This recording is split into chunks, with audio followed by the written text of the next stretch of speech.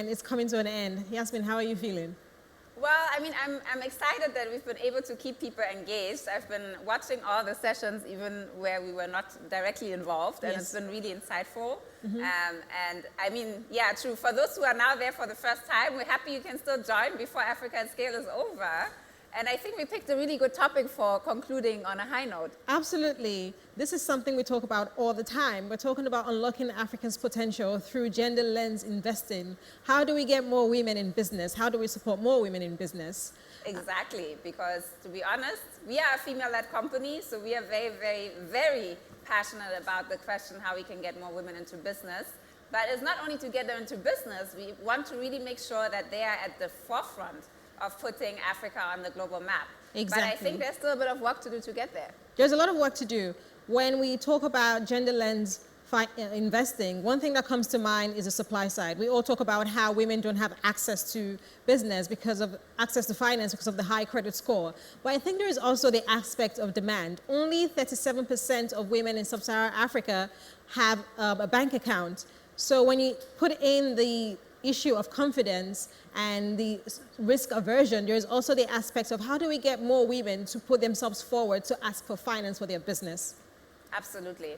I'm super happy that we managed to put together a very prominent and high caliber group of speakers for this. I'd also like to say thank you at this point once again to CDC Group and DEG, who have been headline partners for this event, because they are both now also represented on the panel. Yeah. And I will just try and get started on introducing the panelists and the chair. So first up we have Christiane Leibach. Christiane, I've heard so much about you, CEO of DEG. Christiane, are you here? Yes, I'm here. Welcome to all of you. Very glad that I can join this. Thank you so much for making the time. We are super excited to hear from you. Then we also have Vanessa Munga, Director of Gender and Civil Society at the African Development Bank. Vanessa, welcome. Are you here? Yes, good afternoon. Greetings from Abidjan. Oh, wonderful. I miss Abidjan. I hope we can come visit you soon again. Welcome, Vanessa. Then we have up next Marcia Achan, CEO and founder of the Boardroom Africa. Marcia, welcome.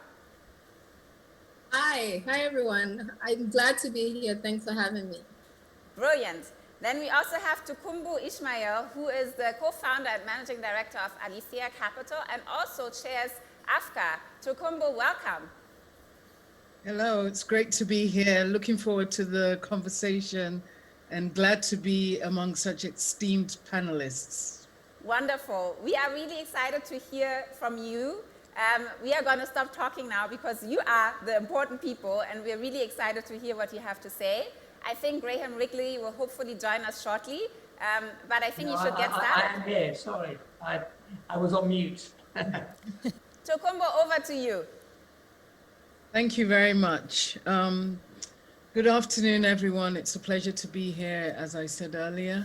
And really, this is a great topic that we are delving into right now, rebuilding African businesses. And really, we need to rebuild African businesses. We all know that we need to have everybody's hands on deck. And so that's men and women.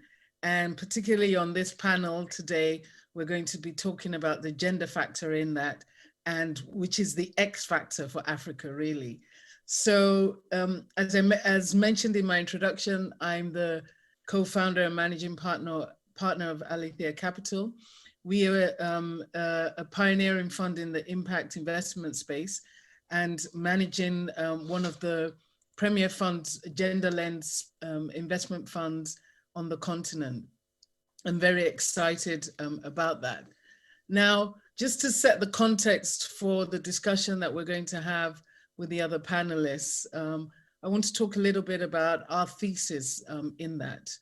And our thesis as a gender smart fund is simply put that really Africa cannot reach its potential if all hands are not on deck, if we don't have gender parity, if women are not fully factored into the economy from a business sense, from production through consumption. And that also starts with the fact that SMEs as the engine of growth on the continent, women are 50% entrepreneurs in that, founders in that equation, over 50%. And the statistic that goes behind that is that even though you have over 50% of SMEs on the continent run by women, only about 2% of that actually gain access to finance. And although we recognize that finance is not the be all and end all of everything, we do recognize that without finance, it's impossible for you to have access to the resources that will enable you to scale and grow businesses that are formidable on the continent. Yes, we have a preponderance of businesses that are at the micro level, but we also have a thesis that we believe that there are a significant number of businesses that can scale to be continental giants if they are given the right opportunities. So for us as a fund, we really look at that aspect, that funding gap, which AFDB talks to up to be for over $40 billion of an access to finance gap for female-led businesses. And when we talk about the gap, we're not just saying, let's plug the gap just because it's nice to do that. It's just a nice moral thing to do. It is a nice moral thing to do, but also it's an economic imperative. Because like I said earlier, if you're not factoring in women into the economy, Africa cannot reach its full potential. You don't go to a football team and play with half of your football team. You need all hands on deck. Another aspect that we look at is that when you talk about factoring in women, we're talking about gender diversity across the whole spectrum. So yes, gender diversity, we want to make sure that we're investing in female founders. In fact, we also proactively look for gender diverse teams, but also at the board level, within management. If you don't have diversity, if you have homogeneous teams, there is no way that you can reach your full potential. And so therefore, you really have to have that diversity of perspectives, and you need to have that for greater corporate governance. So for us, it's not just a moral imperative, it's also economic imperative. So I'm going to stop there just in terms of my introduction about our fund, but now phrase the conversation going forward. And I want to start by phrasing it with a quote that I saw from the World Economic Forum recently, which really doesn't paint a great picture. And the quote is that basically we're going to have to wait another 200 years odds to close the gender pay gap. That's just abysmal. Given everything that I've just said, that means that actually globally, the world cannot reach its potential for the next 2 centuries. Really? Can we wait for that? I don't think so. So with that as the backdrop and recognizing the potential, I'm going to move on to my panelists and get them to introduce themselves a bit more and to talk a bit more about how they are seeing the gender opportunity within their companies, and indeed how they're implementing their gender approach. So I'm going to start with Christiane, and you've heard Christiane briefly at the beginning, but I'd like her to introduce herself a little bit more, give us a bit more insight into you, and then also help us understand how DEG is approaching the gender opportunity in your firm. Over to you. Thanks a lot. Very happy to share a few thoughts with you, all of you. Yeah, I said I'm Christiane Leibach, I'm the CEO of DEG, the German Development Finance Institution. And on a personal note, I have spent now more than 30 years actually in international finance, in export finance, in project finance, in various positions for development finance. So I've always inclined and be involved in international businesses so far. And yeah, when I started 30 years ago, I think to put a positive note on all that, I think there were much less women than there are today around in Europe, but as well in the emerging countries and in Africa. And on another personal token, why I'm always so thrilled to talk about African women businesses is when I come and travel across the continent and visit partners and clients and so, and come and have talks with business, with female entrepreneurs, I always feel so much dynamic and energy in the various countries with the various women exploring and trying to to develop their businesses. And I was wondering at some point why that is the case. I mean, and one reason for me was that we are here more used already in Europe to have a formal job, and that provides more opportunities for women too. But since there are not that many formal jobs in Africa, in a lot of countries, I think this business sense and the energy that is put with that by the women is just so important, and it's so great to see that. It's so great to see that on the one side, and it's such a pity when you start talking to women entrepreneurs and understand how difficult it is for them to get finance, to get really involved in the communities and to build up their business. So coming to our role in that, which we have developed over the last couple of years, I mean, certainly we are, as a DFI, it is our job to provide finance and liquidity to banks and to corporates. But we have realized when we talk to a lot of financial institutions that it's not only about us providing liquidity, but it is giving advice how to develop a more gender-driven approach, because we have understood a couple of years ago, as said, that it's not only about the liquidity for the banks, but sometimes they just don't exactly know how to do that and how to approach it. And even more on that, what is in for them? Yeah, because I think you might share that. I think women and women entrepreneurs, it's the same thing too. They are usually pretty good customers for banks. Yeah, they're pretty disciplined and promise things, but they tend to deliver and good customers in terms of repaying loans and other parts. So we have, for example, set up a tool about 1 or 2 years ago, which we call the Gender Smart Opportunity Assessment for banks, which is a kind of data-driven assessment for a financial institution, and provides a tailored, specific business model in a local context. If they tend to go with their business, the banks, to more women entrepreneurs and women. And it has been actually a great success. We have tested it and have already a couple of examples in Africa, but in Middle America too. And I think it is really sometimes an eye-opener for the financial institution, what is in there. Because I think, as you hinted to too, I mean, it is not only about providing the finance, to doing in that sense something good, but it really shows it has a return, yeah, because it unlocks a lot of potential. And unlocking the potential means there's really something in for it for banks. And I think that's the great part. Only if something is in for banks and on that token, then they're really interested in developing that and setting up a business plan and going forward to it.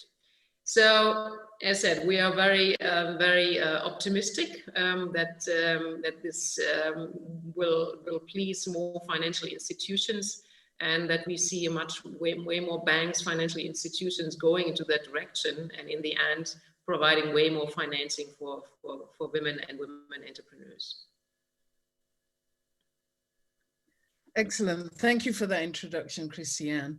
If I can now move over to Vanessa, please give us an introduction and let us know how the African Development Bank is approaching the gender opportunity, and let us know about some of the challenges that you've seen as well. Thank you very much, Tokunbo, and I'm so happy to reconnect with you, because there is a history between Alethea and the African Development Bank, and I'll come to that. But look, that topic is one of the closest to our heart at the bank. Questions of gender and gender equality, women empowerment, women's economic empowerment in particular, are really at the heart of the African Development Bank strategy. And that's why we have embarked on a whole transformational agenda over the past few years to do our operations differently. And why do we want to do that? As you said, Tokunbo, it's not about the moral case. It's being the right thing to do. Of course it is, but it makes business sense. You know, we estimate, as you mentioned, that there's a $42 billion gap of funding, access to finance between men and women in Africa. So it's not the gap of access to money, because it's probably much larger, but this is the difference between men and women, estimated, so probably underestimated, in terms of access to finance. So for me, gender lens investing in the African context is really about correcting the imbalances. It means targeting women specifically so we can bring things back in balance. It's not for women against men. It's about everyone having equal access so everyone can be better off. And I think we now have considerable evidence, and there is broad international agreement that advancing gender equality helps reduce poverty and supports inclusive growth. Because women are the backbones of African economies. If they can transform their livelihoods and participate in the economic growth of our continent, we can really make a true dent in our transformational agendas. As you said, they're starting businesses faster than anybody else on any other continent. You gave us stats, 50% of small business owners, just 2% of access to finance. And when you're looking at the informal sector, women dominate it. It's over 70%, and it's informal. So like I said, these are also just estimates. So we need to strive to give them the appropriate tools, because research also shows that when women earn a revenue, they reinvest about 90% in the education, nutrition, and health of their family, as compared to about 35% for men. So we won't comment on the 35%. What matters is the 90%. And that's what I call return on investment. Development dollars invested to have the largest impact on a family, on a community, and on a nation at the end of the day. So despite all this, they faced major challenges in accessing finance, both in terms of access to pure financial products, but also access to markets, access to knowledge, and the training, which at the end of the day hampered their ability to effectively contribute and play their role. In Africa, we also have a challenge of, I remember it's Pumzile, the head of UN Women, who once said, we have too many pilots, you know, too many small projects, too many, too little, too slow, if we want to see a major shift. And sometimes we intervene on one side, you know, we identified challenges under 3 big pillars. 1, financial products and access to the finance, women being perceived as riskier. 2, the question of capacity. The capacity of the banks to really understand and seize that business opportunity, because they don't necessarily speak the same language, quote unquote, or have enough data to motivate specific strategies. And yet we know some of them do. Also the challenge on the side of the women, there's lots of very profitable businesses and small businesses in particular, with women that don't necessarily have the business and the financial acumen to respond to a commercial bank's requirements. And that's so you have a very that gap. important point. And I'd actually like us to come back to that, because I'm going to ask you to talk a little bit more about Afawa later on. So we're going Yes, you know that's Afawa in my mind. I know. So and the third challenge that I just want to put out there to Tokunbo is also the environment and the legal environment. Yes. And in too many of our countries, women cannot open a bank account without the authorization of their husband or father, or they cannot inherit in the same way. And at the end of the day, as long as most countries treat land as the only collateral, for example, they will not have access to finance. So we need a systemic approach to that. And I think there is political momentum behind these issues. So we need to get into the doing at large scale. And I'll tell you more about our approaches later. Talk about that a bit more later. I'm going to swiftly move on to Marcia, because we're cutting through our time very quickly here. Marcia, what can I say? Over to you. Tell us what the Boardroom Africa is doing specifically. Thanks, Tokunbo. First of all, I'd like to say thank you to the team at the Africa Foresight Group for this great virtual gathering and for making this conversation possible. The very presence of key stakeholders in the investment world here today, notably CDC, DEG, and the African Development Bank, speaks volumes about their commitment to these issues that go beyond simple lip service. So I really congratulate them for doing this. Secondly, it's great that I get to answer this question today, because it's been approximately 6 years since we've embarked on this continent-wide journey of getting women recognized as effective leaders and setting out on this very ambitious goal of accelerating the presence of women on boards. And it is really through this work and the lens and the lessons that I've learned along the way that largely guides my views on this topic. The Boardroom Africa has been in existence for, as I said, roughly 6 years. And our goal has really been to plug the gap in another dimension, really at the leadership level, recognizing that it is not enough to say we just can't find the women, they're not there, we can't locate them, and that there needs to be a concerted effort to really upscale the values that African women in particular can bring to leadership.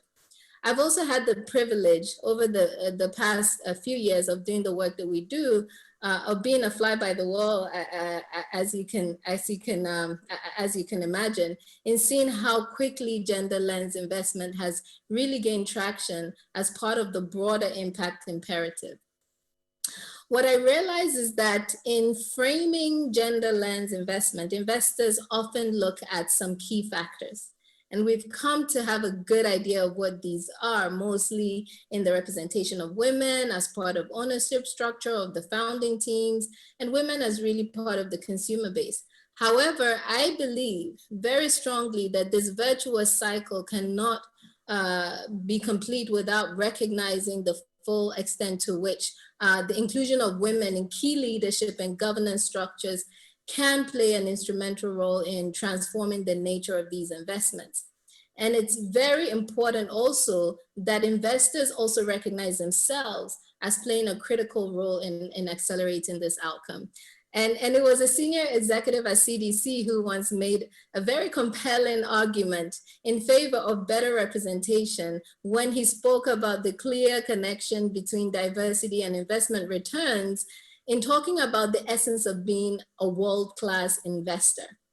And that statement really goes to the heart of why this particular issue is not only critical to the Boardroom Africa, but I think critical and enough to have a conversation about it today.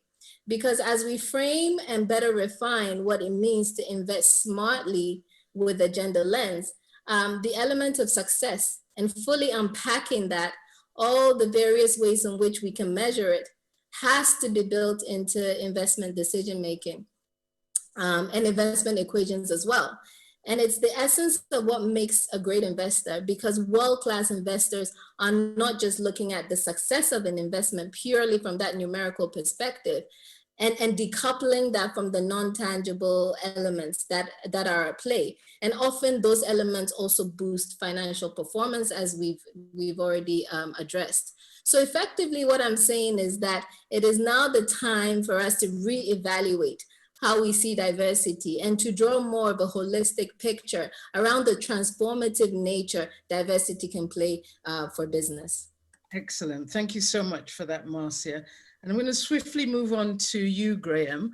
And when you're introducing and telling us about what CDC is doing, I'd also like you to touch upon some of the opportunities, the female-led businesses that you see, that you believe that we need to put our eyes on, our gaze on, because of where they're going and how they're going to scale for the future, the champions of the future.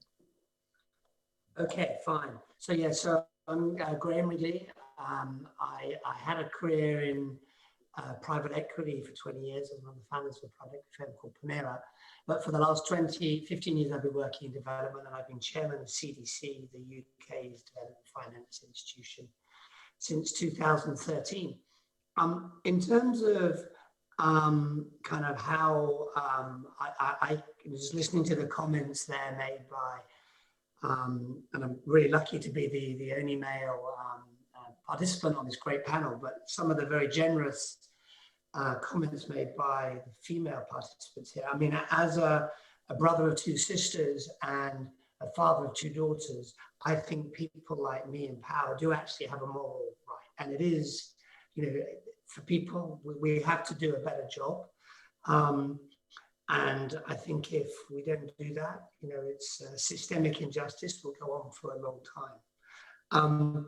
I also agree with the points about it being just the smart thing to do. I was very lucky in my first career. I was one of the five colleagues who were running Permira, was a lady called Veronica Wren. She was the smartest person in the room always. And then a few years later, I saw Meredith Jones' data on what you were just saying, Marcia, about women being better investors. We brought her to the board of CDC, and I think it is true that it's just totally the smart thing to do. CDC, we're on a journey. I would say gender got put on our corporate strategy formally in 2016. And if I'm being brutally honest, it was really kind of almost like a defensive mindset. And now I think we're moving, we're at nowhere at the final stages, but we're well on the way to being offensive and seizing these opportunities here. I think the main thing that we've done, working in great collaboration with Christiane and many other DFI colleagues, has been the work we've done in helping set up the 2X Collaborative, which is a targeted, data-driven approach to institutionalize at a systemic level. This are now 14 DFIs. And EIB is across the world committed $4.5 billion, using 4 key lenses: ownership, leadership, as Marcia was saying, workforce, and consumer base. And so we're driving, we're putting all our investment committees through how do we score on these criteria and trying to divert capital. One of the, we are, DG are really strong in debt, and the initiative they're doing with banks is fantastic. One of the things we're trying to focus on was with our funds. We have access to over 1,000 companies through our funds. So we're trying to leverage through our fund partners, people who don't do it directly like you are doing, Tokunboh, but just mainstream investors, and trying to persuade them to take this technology on board. And we've just done this with DPI, who are one of the largest investors in Africa. So they will be, internalizing these criteria across themselves. I don't know whether we should talk later on about the future, because I don't want to take up too long. I'm happy for you to jump into the future now, but I also want to just plug that I'm happy to say that Alethea IDF is one of the first 2X funds that met that criteria, and I can talk about the toolkit later on. But I'd love to hear about. I'm really sorry that we weren't quick enough to get into the funds. Well, you win some, you lose some. What can I say? But Graham, I'd love to hear about the companies, especially women-led companies, that you think we should have our eye on for the future. God, I think that's a really hard question, because it's asking me who doesn't have perfect knowledge. What I would rather say to this audience, there are thousands of companies. One of the things that we did, which are women-led, I will come back and give you a couple of examples, because I did reach out to somebody who I thought was better placed to answer that question than me. I'll come back to you on that then. But I'll swiftly move on. And my panelists have so much to say. But if I can just ask if you can give me quick fire answers on a couple of these questions. I'm going to start with you, Christiane. What do you think needs to be done on the investee side in particular to cascade and catalyze the impact of the 2X challenge that Graham just alluded to and you had spoken about earlier? Yeah, I think we're moving along very well, since I think we're getting into a phase where yes, we talk about finance, but there's a lot of other opportunities to promote women and women entrepreneurs. It is about network opportunities, and it is about like Marcia is a representative of the Boardroom of Africa. It is about to move forward on the 2X challenge further, and I think it is important to put on the funds. But I think what I think is a great success too is that there are criteria is established now, which are used as a standard in the industry.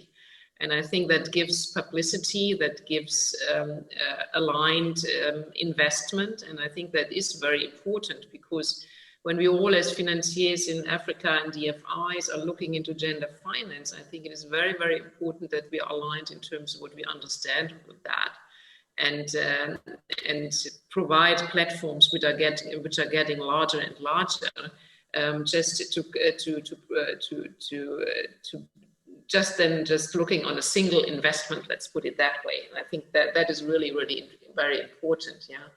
And to cascade, I think the question is obviously, which kind of business are these, in which industries are they? And I'm kind of looking forward, and it will be interesting to watch what we will all see in terms of development of different sectors after the COVID pandemic, because I think there will be differentiation in between industries which are benefiting from the new situation, let's put it that way, and others which might have more problems. Yeah. And I really, really hope that we'll see a lot of women entrepreneurs in the industries that getting more and more important given the situation we are all in now. And that is the health issues. It is about providing food, and it is about retail, I think, and it isn't in particular about digitalization and tech companies in a way, be it e-education, e-health, and others. And I would think it would be great if we could promote women entrepreneurs in these fields, because I think there is where the future is, yeah. is very. And indeed, there's a case, because in the past, unfortunately, women have shied away from the technology, yes. But now for business resilience, we really have to be proactive about getting them out into the digital transformation. So thanks for bringing that up. I want to move to you, Vanessa. Really, the question I want to ask from you, especially with what you do with AFAWA, is how can that work with the private sector so that the private sector can play a greater role in advancing gender lens investing? We have a lot of that happening with private equity funds like Alethea IDF, the fund I run, but what else can be done within the industry alongside with AFAWA's basket of opportunities that it sees? That's a tough question, because there's so many things to be done. But I would say the most important from the private sector's perspective, it has to make business sense.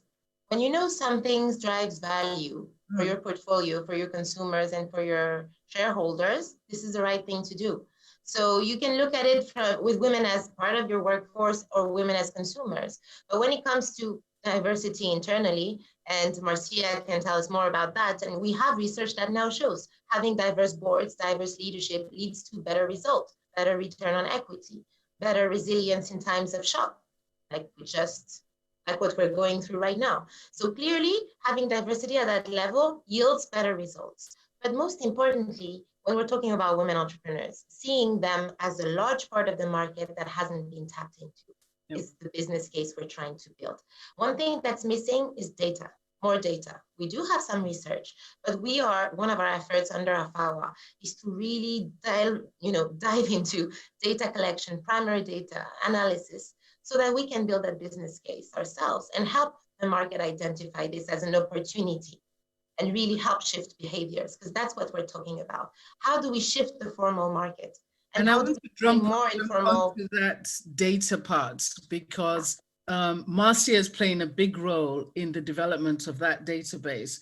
And actually, I'd like to shift gears to you, Marcia, to hear how you are able to help the private sector companies by bringing that data to the table that plugs in and helps plug the gap for Vanessa and the work she's doing at AFAWA. So yeah, Marcia, how about you tell us about that? Yes, very happy to. Thanks, Tokes. So at the Boardroom Africa, I think the main push behind the work we do is that we look at things from a very multidimensional perspective. We recognize that the issue is a multi-thorn one. And so we have to approach it from that very perspective. So the ways in which we do it is, first of all, if companies are coming to us saying, well, we can't recognize and we can't find these women, or that there's some sort of talent gap, the very existence of our database goes to the heart of dispelling that myth. And what we've recognized over time, because when we initially started doing the work at the Boardroom Africa, we used to kind of roll our eyes whenever we heard we just can't find them. But actually what we're finding is that because of the very close networks that do exist, women find it a little bit harder to break into these areas. And so there's a real correlation between why women can't be found and these closed networks. And that's what we're trying to do, break them down.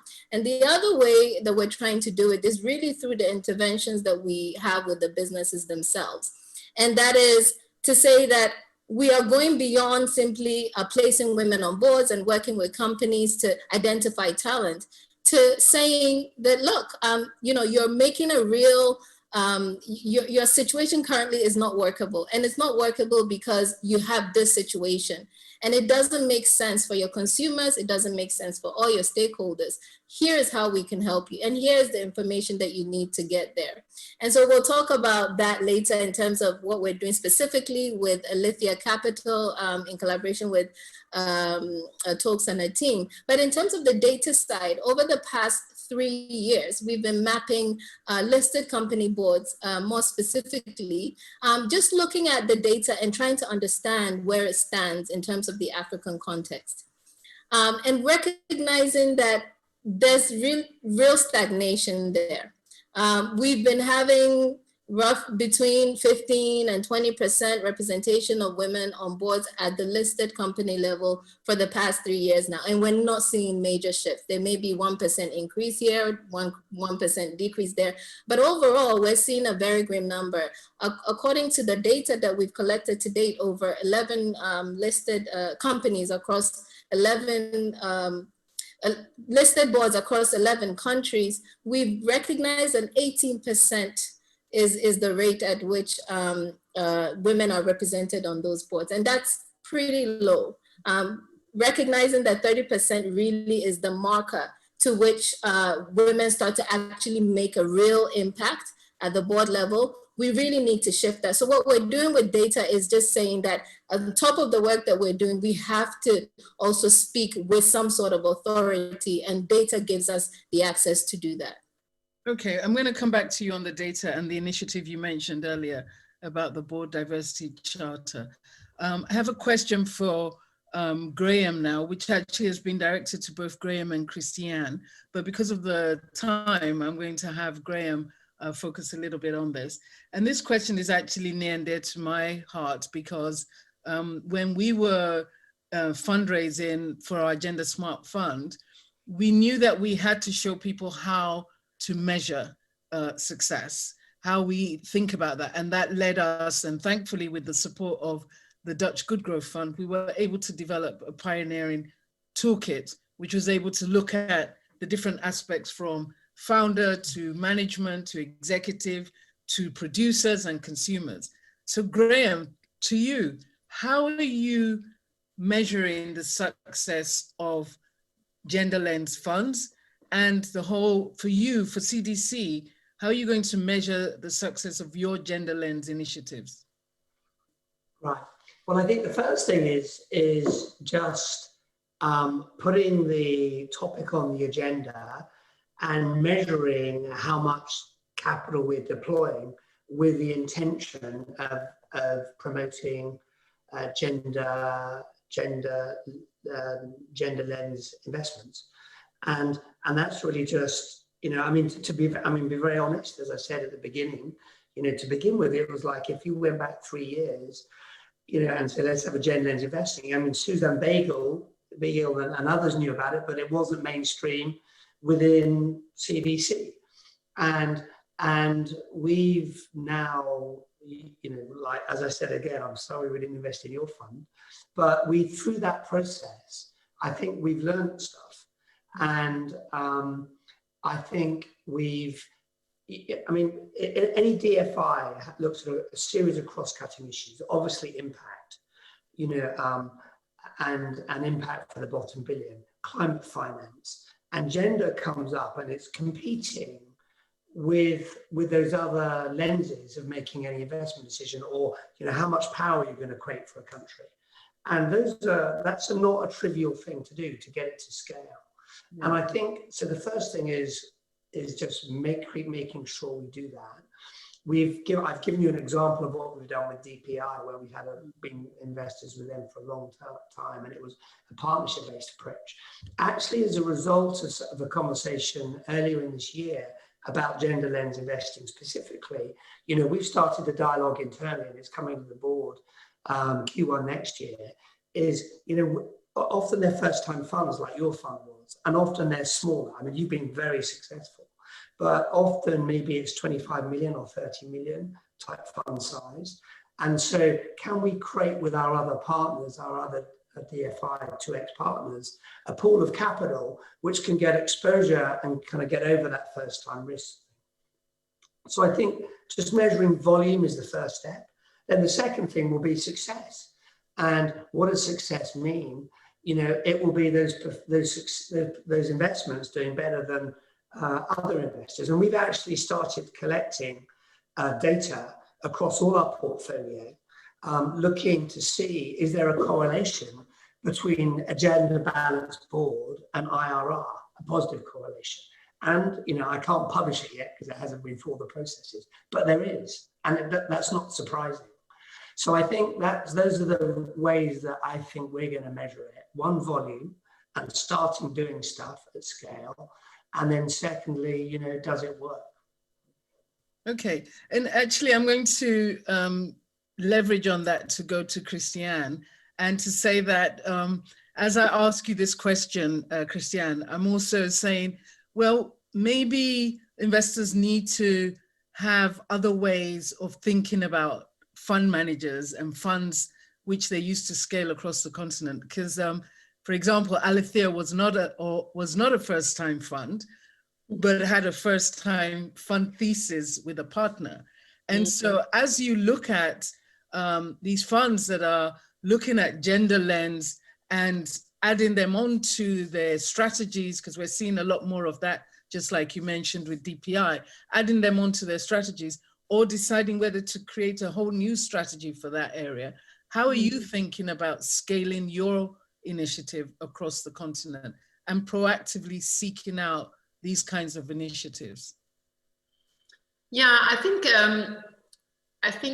what we like to do and do more and more is about it is gender, but it might be other parts of the let's say impact and sustainable development goals as well. I think there has been a long time where funds were more or less focused on providing equity and finance for sure, on and following certain standards in terms of really dealing with INS issue, for example.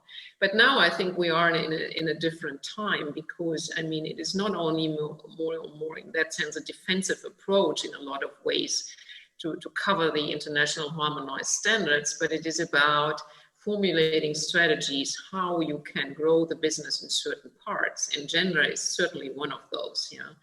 And I think there it gets more and more important that on both sides, the fund manager side and we as somebody putting equity into that, really to getting into the issues, to understand really what it needs, what it drives, and to have a really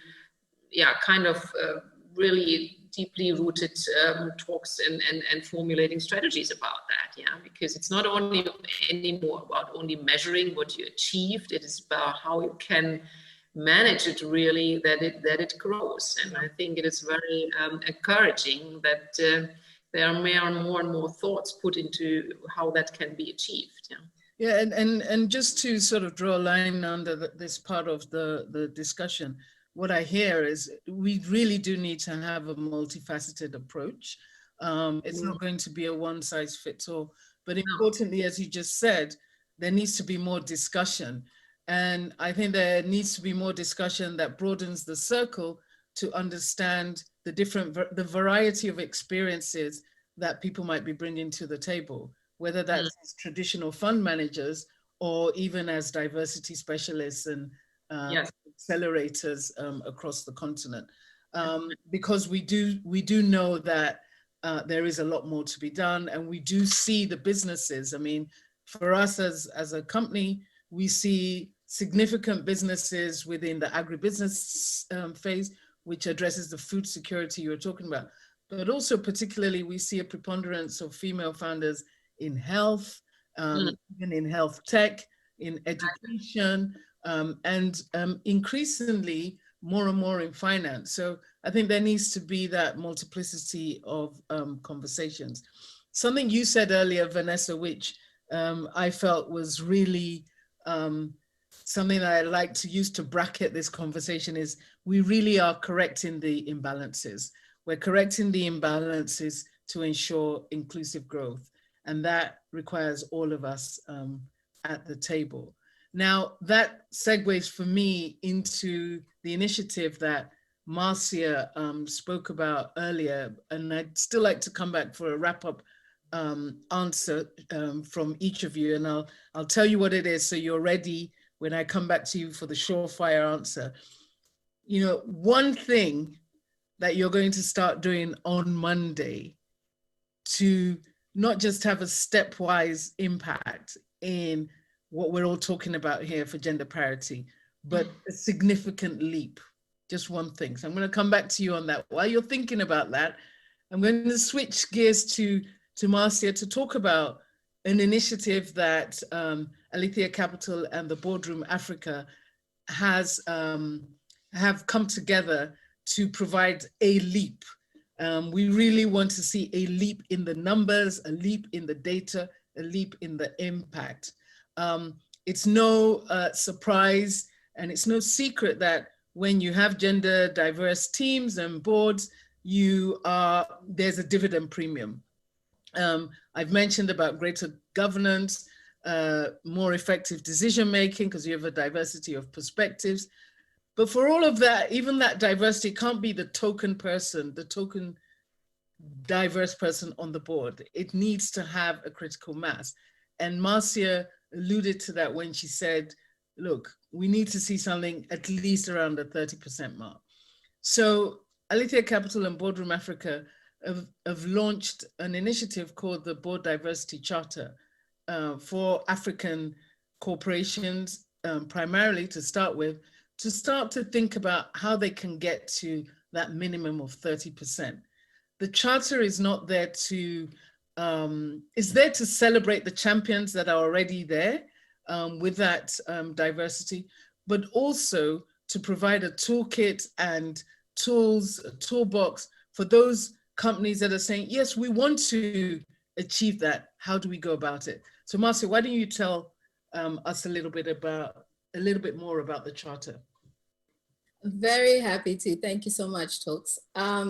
So we're very excited about this because what the charter does is call on the business community to recognize the importance of gender diversity by demonstrating through leadership and through charter signatory status. So the signature status first recognizes the achievement of having at least a 30% requirement of female board representation, but also it goes beyond that, as Tokes has alluded to ensuring that there's continued improvement in the direction and that the boards of these charter signatories are mindful of their leadership in this regard. So the 30% target represents a critical, a minimum and a critical mass for which women can begin to impact boardrooms. But it actually is a minimum objective, and it certainly isn't the ceiling. We want organizations to go even that much further, which brings me to the point about the charter toolkit again, which Tokes alluded to. The charter comes with its own toolkit. And in this toolkit, what we're doing is we intend to have this conversation constantly happening between those signatories and those who also want to have signatories. In the work that we do, we tend to have a lot of conversations with boards and nomination committees. And a consistent theme that we see, although there's strong will and even leadership buy-in, is that there's often a lack of understanding of really how to start. And nomination committees struggle with the how element and knowing exactly how to transition a board to a genuinely diverse one. So the Board Diversity Charter Toolkit is really a practical instructional guide and a resource for boards who are looking to make effective transitions towards a diverse board culture. And it is anchored on the principle and intent on building effective and resilient boards that perform optimally. The great thing about the toolkit is that it can also be used by any organization, no matter how big or small they are, and whether they are charter signatory or not. Already, I know a few institutions here that already meet the charter minimum requirements, so please sign up. And this is a rallying cry, especially for CDC. So to find out more about the charter or to inquire about applying for your company to or firm to be a charter signatory, you may email us at info@boarddiversitycharter.com. Again, that's info@boarddiversitycharter.com. Thank you so much, Tokes. Thank you, Marcia. So I'm going to start with you, Vanessa. What's your leap from Monday? Thanks, Tokunbo. You know, I've been thinking about this question because I literally feel like day and night I'm leaping.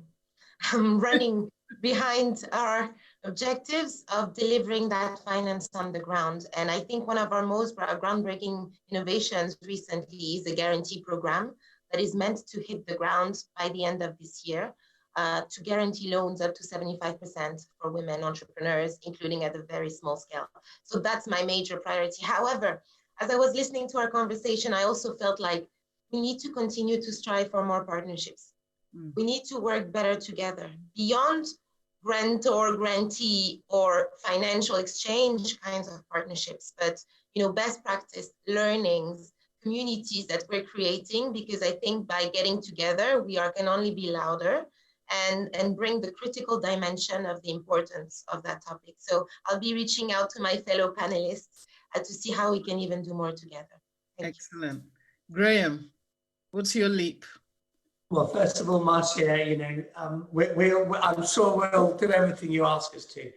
and by the way, you've been great with us. The help you did with getting Dolly Kabanda on the board, that's so fantastic. So look, my leap, I think, I honestly believe that the strategy of CDC on this 2H challenge is a huge leap.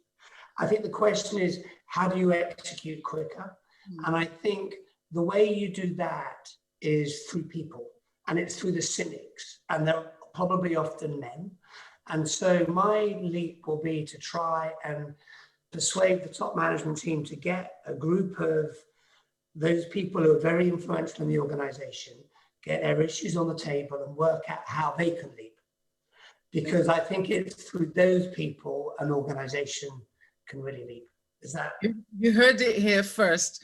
We're coming after you, Graham. Okay, you certainly can. and by the way, the Gender Lens investing team are 2 females in CDC, so. We want more men in that team. So Graham, we're putting that right at your feet. Okay. Christiane, over to you. What's your leap?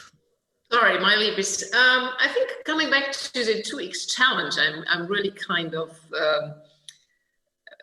very, reconfirmed by the discussions today that it was the right thing to do that and to go for that. And in particular, because we have taken the chair of the 2X challenge this year.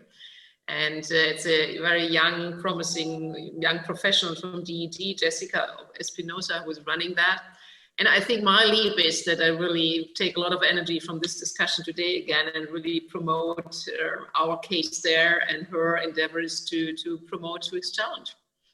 Excellent. And with that, I'm going to wrap this up by saying, can we afford to leave $12 trillion on the table? McKinsey report says that when we get to gender parity, that's how much global GDP will increase. Can we afford to leave that on the table? Can we afford to wait 200 years for that to happen? My answer is no. And No. so all of us, hands on deck, we need to change this. Thank you, everybody. Thank you, my fellow panelists. It was an honor to be with you. Thank you, and Thank you. have a nice weekend to all of you. And to you all. Thank you. Thank you. Bye for now. Bye. Thank you so much. Thank you, Tokunbo, Vanessa, Marcia, Graham, and Christiane. That's a powerful question. Can we afford to leave $3 trillion on the table? That's a lot of money. If we want to, wealth on the 12 trillion. Yes. Even bigger than I thought. Can we afford to leave 12 trillion? I think we all know the answer to that one. We cannot afford to leave $12 trillion on the table. Thank you so much, team. That was a powerful conversation. I took away a few things, and one is that the question of gender lens investing is a multifaceted one, and we need to appreciate the diversity of everyone on the table and the different expertise that they bring when it comes to solving this problem. And we also need to we also need to find a way to improve female leadership in business, because that really helps to begin the process of making sure we finance the right businesses led by women. Thank you so much. It's been really inspiring and enlightening. We have come to the end of our programs for the two-day conference. Thank you so much to everyone that has been listening. Thank you to all our audience, our crew members, and the AFG team. We have a summary video for you to show you all the amazing things that have happened in the last couple of days, starting with our very first and exciting interview with Alhaji Aliko Dangote. We were nervous, we were excited, and he was up to expectations, exceeded our expectations really. And that was followed by Dr. Obi, and we had so many more people. Thank you all. I cannot say thank you enough.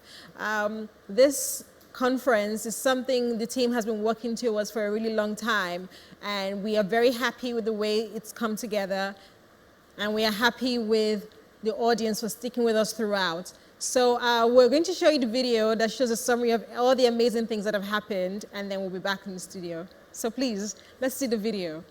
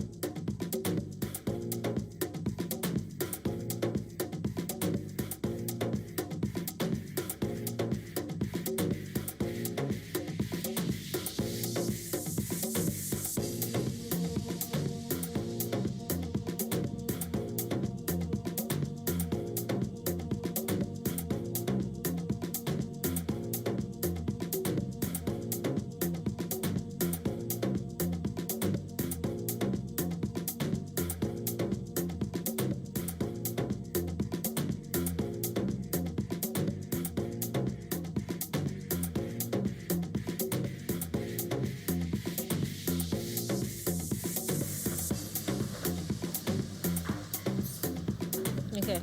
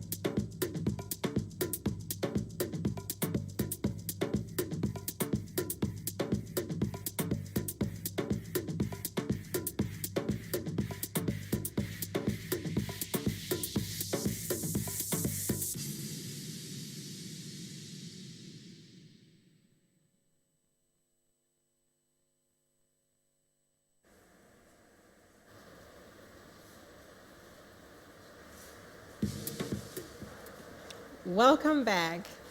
I hope you enjoyed the video. We tried as much as possible to capture everything that went on from yesterday till today. It was an amazing 2 days. And of course, we were not able to capture everything. But I hope you got an essence of what the days were about. Roberta, Yasmin, I'd like to hear your viewpoints on the last couple of days. Oh, you want to go first? Sure. Go ahead. Thank you, Rashida. Thank you, Yasmin.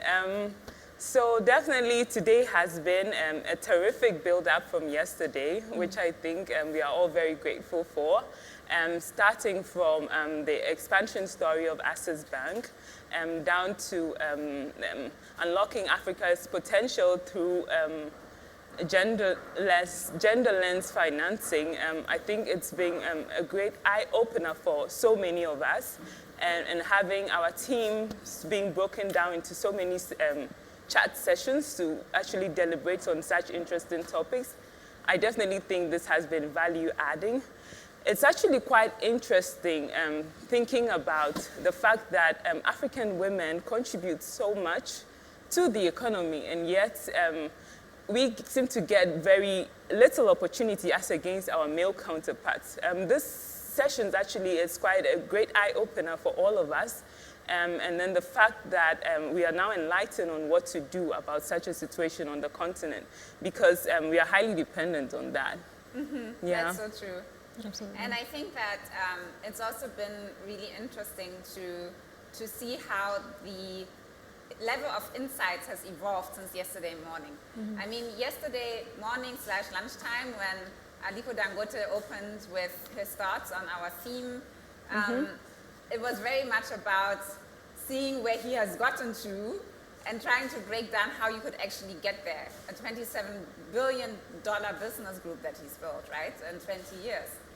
And I think over the next sessions that happened, both yesterday and today, it started to become more clear what we actually have to do. I thought that Herbert Wiegw's talk this morning was really interesting because he shed so much light on the fact that we have to be bold on fundraising and also that we have to actually see that there's a link between the resilience topic that is currently so prominent because of COVID and expansion. Because in a way, what you need in both the expansion case and the resilience case because of a crisis is actually nearly the same thing in terms of what you need to be prepared for as a business. And I'm very grateful that, to me, there has been a reconnection of an important community of leaders from across the continent and other places of the world who have not been able to convene for a long time. Yeah. And I think that it's beautiful that we've managed to build a narrative towards looking at COVID-19 not only as a threat and uncertainty, but also as an opportunity. That's why we picked the theme in the first place when we discussed it with the team to say it's about rebuilding African businesses and taking this as an opportunity to think bigger and chart a path for the future that is maybe better than what we had before. Yeah, I agree. When I think about the theme and also what we represent as AFG, where we care so much about family businesses and African corporates, I'm glad the way we presented this entire conference to our audience. We show them someone like Aliko Dangote who built a family business from scratch to see what it was possible to attain. And I also liked how down the line we're able to deep dive into particular areas of challenges that entrepreneurs will face, from talent to financing to technology. So both challenges as well as opportunities that you could see to help you grow your business.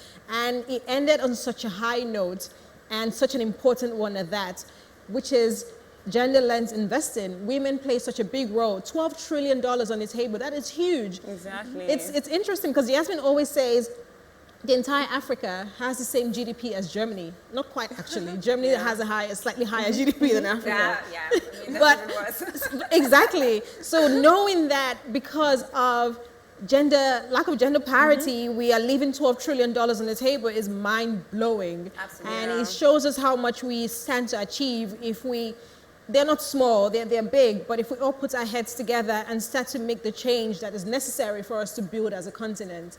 So it was really inspiring for me, and I can say personally I learned something truly important that is deep, that can help me grow AFG and also as a business leader.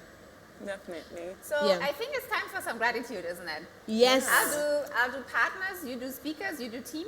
Sure. Okay. Deal. All right. So I think that it's time to express some gratitude. We believe in that a lot in AFG, but I also think that it's important to once again in our closing ceremony point out that there has been a lot of involvement from other people to make this possible. Yeah. And I think I'd like to start with DEG. DEG has been represented at our last conference, which still was an in-person event, September 2019, by Franziska Haumann, Director Corporate Africa. I don't know if she's live right now on the YouTube channel or not, but hopefully she will see it later if she's not. But Franziska came last year to Africa at Scale and just loved that she had the chance to engage in conversations that had depth, meet businesses that she didn't have on her radar, and feel that she came to the conference with an open mind and left with concrete ideas what to do next. And then Franziska took a leap and decided that this year DEG is going to be a partner of this conference. At the same time, it obviously took a really different format because now we had to do it virtually, but I think that was actually a great opportunity because it was still a lot of fun to do it and we had an amazing lineup. But I'd really like to thank DEG, Franziska, who has been our main interaction partner on the side of DEG, for building this partnership and also launching Hidden Champions. And of course also Christiane Leibach, who was just on the Gender Lens Investing panel, and Monica Beck, who launched the initiative yesterday. Then there's also CDC Group. Jen Braswell was not on our speaker lineup because she kept sending me to other people. But Jen Braswell, Director of Value Creation, has been an amazing partner to work with over the last couple of months and has really helped us to push the agenda for this event. And I'm very grateful for that. And of course, equally, we had Graham Wrigley, the chairman of CDC, join for the last discussion, which was a big honor. And also, last but not least, Happy Girl, who actually moderated the second last panel about why scale as an African business and did such a great job at that. So CDC team, thank you so much for being our partners. And I'm still not done. There's so much gratitude, right? But there are also our community partners, Harambians, who brought in some young entrepreneurs who were also part of the conversation, brought in some of the chairs for our keynote panels. For instance, Melvin Lubega, that chaired the panel or the keynote with Herbert Wieco today, and is building a great network of entrepreneurs across Africa. And then we also had AFCA, the African Venture Capital and Private Equity Association, which is chaired by Tokumbo, that was also part of the last panel. And AFCA also helped us a lot to build the profile for this conference. Lastly, also very important to mention, behind the scenes, there are a lot of people that I can see right now, but you can't see on the live stream. But we had an amazing production company supporting us, and I think that they also deserve gratitude here live. The Silicon House team, thank you so much. You've helped us to make this look like it's a BBC event. So now let's go to speakers. Speakers, Yasmin, there's so many of them. Thank each of them. Because Yes, we're going to thank all of them. I want to say a big thank you to all our keynote speakers, Paul Kasimu from Kenya and Safaricom. Thank you so much. You gave us amazing things to think about as leaders of businesses. Thank you to Alhaji Aliko Dangote. Thank you to Dr. Obi Ezekwesili. Thank you, Herbert Wigwe, and our other speakers as well, Sam Okonkwo, who is a mentor and a big part of the AFG family. Thank you so much for making the time to tackle a subject like hidden champions, because we want our champions to become global champions and not hidden. We also want to say a big thank you to everyone on the panel today and yesterday, including Inolua, Adeboyeji. I'll say thank you to Tony Carr from today. Happy Girl, thank you so much for moderating the session today and your continued support of AFG. Thank you, Graham Wrigley, and thank you, Marcia Tokumbo. So many of you, thank you so much. Yeah. Great. So I'm sure we all agree that this event has been a great event, and we definitely couldn't have put that together if it wasn't for the amazing team behind that. I was in CC of the African at Scale a little over 6 months, but I'm sure the team had started working way before. And from my observation, I joined a couple of calls, and the team has been working long before that with the tech team building the platforms. So with the tech team, I would like to say thank you to Stefan, to Wahid, and then to Kwesi. Thank you guys very much for the amazing work you have done. To our business development team, Yasmin, Regine, Pius, thank you guys so much for reaching out to all these speakers. I know it really hasn't been an easy journey for you guys, especially trying to liaise with their assistants because, you know, all of these people are very high-profile people, and making sure that they were on time and actually in attendance for the program. Thank you guys for such an amazing job. And not forgetting our consultants who actually worked so hard and taking Africa at Scale as a full-time project. Ola, thank you so much. Aisha, thank you so much. And also, who have I forgotten anybody? Foresighters, all our foresighters, thank you so much for making this a success. Mission executives, Lord and Delphina, I know you're out there. Thank you guys so much for the sleepless nights, and I'm sure so many of you might end up taking leaves in the next few days, but yeah.